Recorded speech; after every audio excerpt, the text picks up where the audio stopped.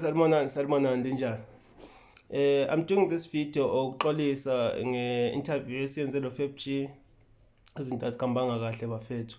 Ngiyabona umphakathi uthukuthele, everyone is angry at me. Ngixolele.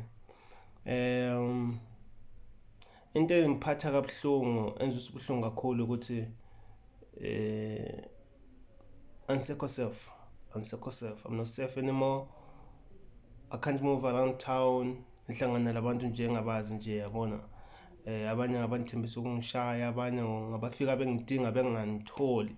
As I'm speaking 5 minutes ago, that's why I'm doing this video. 5 minutes ago kuye kwafika abantu endlini. And very unfortunately mina bengafika endlini. Labantu bafikile befuna ucheese, yabo. Unfortunately, very fortunate to me ukuthi bengafika endlini. And angikho endlini as we're speaking. So I'm not safe anymore.